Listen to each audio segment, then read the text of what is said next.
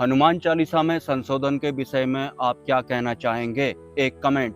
देखिए, हनुमान चालीसा हो या फिर कोई अन्य धार्मिक पुस्तक हो, जिन भी सिद्ध पुरुषों ने या फिर बुद्ध पुरुषों ने या फिर साधुओं ने या फिर संतों ने उनको लिखा था, वो सिर्फ उनका पर्सनल एक्सपीरियंस था। उनके अलावा वो किसी का भी पर्सनल एक्सपीरियंस नहीं है, क्योंकि जिस अवस्था में जाकर उन्होंने हनुमान चालीसा की रचना की थी, उस अवस्था में उनके अलावा कोई भी इंसान इस फिजिकल वर्ल्ड में अभी तक गया नहीं है। जैसा कि मैंने अपने एक वीडियो में भी बताया था कि जितनी भी ये धार्मिक पुस्तकें हैं, ये ज्ञान प्राप्त करने का या फिर उस ज्ञान को किसी और को बताने का विषय नहीं है।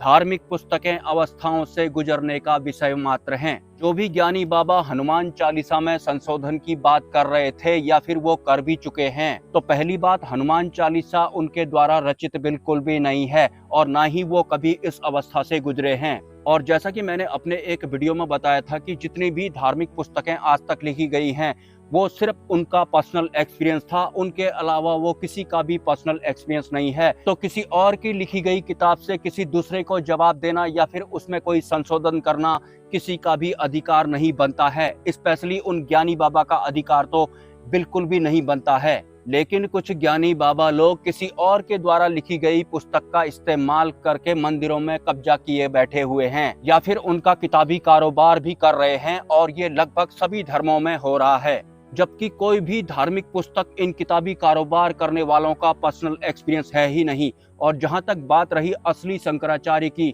तो वो पुरी वाले जो शंकराचार्य हैं वो असली हैं। टोटल मिला के हमारे इस धराधाम पे सिर्फ 4 ही शंकराचार्य हैं, और इसके अलावा जो भी अपने नाम के आगे चार्य लगाते हैं, वो सब के सब प्राइवेट लिमिटेड कंपनी के अंडर में आते हैं। और जैसा कि आपको रियल लाइफ वाली जो ये प्राइवेट लिमिटेड कंपनियां होती हैं, इनके बारे में पता होगा, ये अपने ही प्रोडक्ट का डुप्लीकेट बनाकर बेच रही है।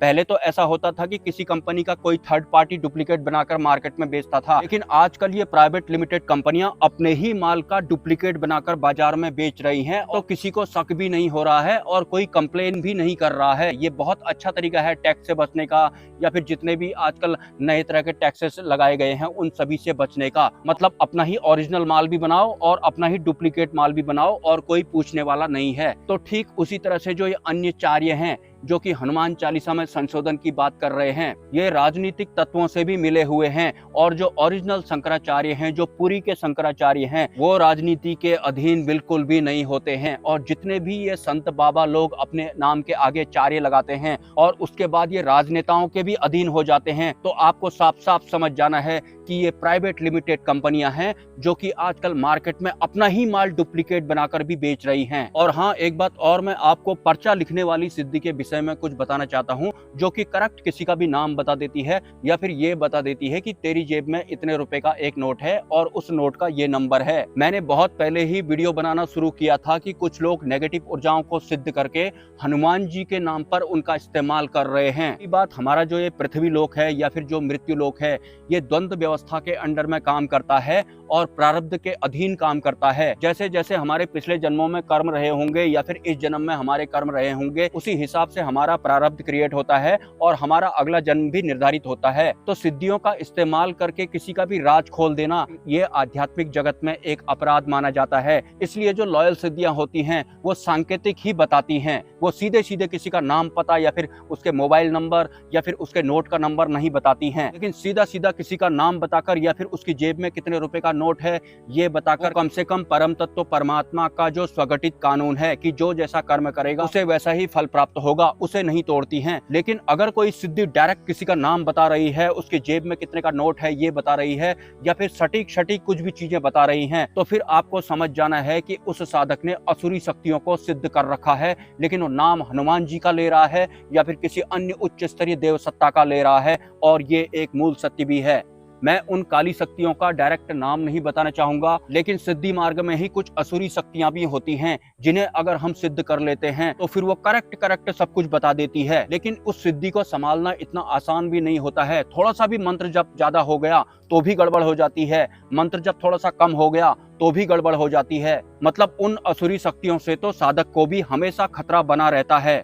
जो भी ये पर्चा लिखने वाले बाबा हैं, जैसे कि बागेश्वर धाम वाले हो गए, पांडवकर सरकार हो गए या फिर एक करौली सरकार भी हैं, वास्तव में गुप्त रूप से ये सभी असुरी शक्तियों वाले जो बाबा हैं, ये शक्तिपुत्र महाराज जी से गुप्त रूप में माफी मांगने गए थे। अगर आप वीडियो सर्च करेंगे तो आपको इन 3-4 जो भी पर्चा लिखने वाले बाबा हैं उनका वो वीडियो भी मिल जाएगा। शक्तिपुत्र महाराज के बारे में आप नहीं जानते होंगे, वो लगातार इन असुरी शक्तियों वाले पर्चा लिखने वाले बाबाओं से कह रहे थे कि तुम ये काम अपना बंद करो, लेकिन वीडियो के माध्यम से तो ये उन्हें चैलेंज किया करते थे कि हम तुम्हारी ही शक्तियां छीन लेंगे, अगर दम है तो हमारे सामने आकर बात करो। लेकिन वास्तव में शक्तिपुत्र महाराज को इन पर्चा लिखने वाले बाबाओं की असुरी शक्तियों के बारे में साफ साफ पता है, इसलिए ये गुप्त रूप से उनके धाम पर माफी मांगने भी गए थे। वीडियो अगर आप ढूंढेंगे तो आपको वो भी मिल जाएगा। इसे अगर मैं सरल भाषा में बताना चाहूँ, जैसे कि मैं हूँ, मुझ पर हनुमान जी ने भी कृपा की हुई है, हनुमान जी के दूत भी मुझे दिखाई पड़ते हैं। मुझ पर माता पराशक्ति ने भी कृपा की हुई है, माता पराशक्ति ने भी मेरे साथ अपने 2-3 दूत छोड़े हुए हैं। लेकिन हनुमान जी के दूत या फिर माता पराशक्ति के दूत ऐसा कुछ भी काम नहीं करेंगे जिससे कि परम तत्व परमात्मा का स्वगठित कानून ही टूट जाए। वो सांकेतिक रूप में ही लोक कल्याण का काम करेंगे। लेकिन अगर मैं कुछ ज्यादा ही उद्दंडी साधक बन जाता हूँ तो उसके बाद मैं असुरी शक्तियों को भी सिद्ध करने के लिए साधनाएं शुरू कर देता हूँ, जो कि साफ साफ बता देती हैं कि टेंट के नीचे जो एक पीली शर्ट का आदमी खड़ा है उसका नाम बनवारी लाल है, उसकी बीबी भाग गई है और भागने का कारण था मोबाइल, वो यहाँ पर आ जाए। ये काम जो होता है असुरी शक्तियों का होता है। लेकिन अगर मैं इन असुरी शक्तियों को सिद्ध कर लेता हूँ तो नाम तो मैं बजरंगबली का ही लेने वाला हूँ, या फिर मैं भी सबसे यही बोलूंगा कि माता पराशक्ति की कृपा से मैंने तुम्हारा नाम पता बता दिया है। लेकिन आई डोंट नो पर्चा लिखने वाले असुरी शक्तियों को सिद्ध करने वाले इन बाबाओं का फ्यूचर क्या होने वाला है। जो भी इंसान साधक भक्त या फिर जिज्ञासु पर्चा लिखने वाली सिद्धि प्राप्त करना चाहता है तो आपको मैं साफ साफ बता देता हूं कि इसके लिए आपको असुरी शक्तियां सिद्ध करनी पड़ती हैं। मैं उन असुरी शक्तियों का नाम नहीं लेना चाहूंगा, वो कोई एक नहीं है, उनका एक बहुत बड़ा गढ़ होता है। हाँ, एक कमेंट मुझे और आया था कि कोई सिद्धि उससे भोग मांग रही है, मिठाई मांग रही है। जो भी उच्च स्तर की शक्तियां या फिर सिद्धियां होती हैं वो कभी भी अपने साधक से भोग के लिए नहीं बोलती हैं, उन्हें भोग लगाने के लिए धमकाती नहीं है। निचले स्तर की शक्तियां या फिर सिद्धियां ऐसा जरूर करती हैं। निचले स्तर की शक्तियां लाइक भूत प्रेत पिशाच बेताल या फिर और भी कई तरह की शक्तियां होती हैं। अगर कोई साधक इनको सिद्ध कर लेता है तो उसके बाद ये उस साधक को धमकाने लगती हैं कि मुझे इस चीज का भोग लगा वरना तेरा ऐसा हो जाएगा या फिर तेरा वैसा हो जाएगा, और वो साधक का जीना दुभर हो जाता है या फिर उसका जीवन ही बेकार हो जाता है। अगर कोई शक्ति आपको भोग लगाने की धमकी दे रही है तो उसके लिए आपको जल्दी से जल्दी एक सिद्ध और उच्च स्तरीय गुरु की शरण में जरूर जाना चाहिए। अगर आपके कोई सवाल हैं तो आप मुझे कमेंट कर सकते हैं, और अगर आप इस चैनल को सपोर्ट करना चाहते हैं तो इसी वीडियो के कमेंट सेक्शन में आपको एक UPI ID मिल जाएगा। स्वेच्छा से आप सपोर्ट कर सकते हैं, कोई जबरदस्ती नहीं है। मिलते हैं नेक्स्ट वीडियो में। ब्रह्मा विष्णु महेश, जय मां पराशक्ति।